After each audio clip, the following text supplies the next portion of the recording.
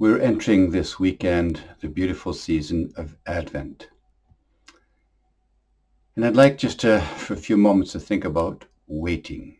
Advent is a holy time of waiting, waiting, waiting. Psalm 27 says, "The Lord is my light and my salvation. Whom shall I fear? I believe I shall see the Lord's goodness in the land of the living. Wait for the Lord. Take courage. Be stout-hearted. Wait for the Lord." Psalm 27. We're constantly waiting for what? Waiting for the pregnancy to end so I can see the newborn baby. Waiting for the end of war in various countries. I was just listening a few moments ago to a beautiful song of O Come, Emmanuel, in Hebrew, Arabic, and English. It's a little text called Peace on Earth. You may want to listen to that. And it's a group of, obviously, young people coming from the Middle East. And their singing of the O Come, Emmanuel was deeply moving, because you can see that they're not just calling for the coming of Emmanuel, but they're calling for the coming of peace, waiting for peace finally. You know, it doesn't seem to be coming. Waiting for an end of conflict. Ukraine people waiting for the end of this violence, waiting to see their family again, waiting to get back to some sort of normality.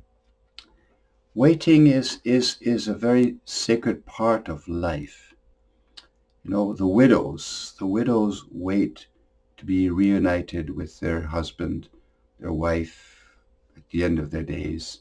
When they lose the partner they've loved so much, their heart is bursting with waiting to see again. Those who are unmarried, you know, feel that maybe something's missing. I wish I could be married. And so there's a kind of a waiting for fulfillment that can only happen, I guess, in the Lord.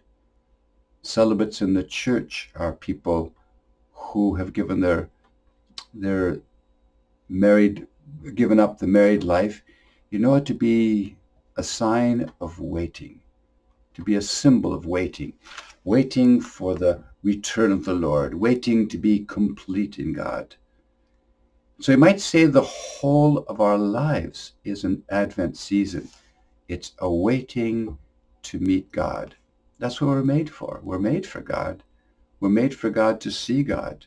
Our hearts were made for God, and they remain restless. They remain restless until they rest in Him. So the Advent season is a beautiful, holy time. And so as you go through this Advent season and you're waiting for this and waiting in line for the grocery bills to be churned up and waiting for a parcel to arrive, and don't just see this as wasted time. See it as sacred time, awaiting the coming.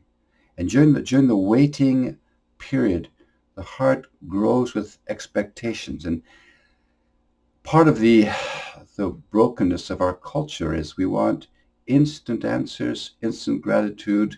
Google, tell me this. Google, tell me that.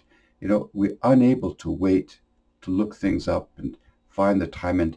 And yet in the process of waiting, the heart begins to swell.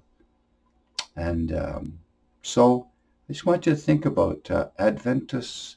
It's a time of waiting. It's a holy time. It's a beautiful time. It's a time of expectation and growing expectation, just like a young couple awaiting the birth of their newborn baby. It's a lovely time of just, wow, what's he going to be like? What's she going to be like? What are we going to do?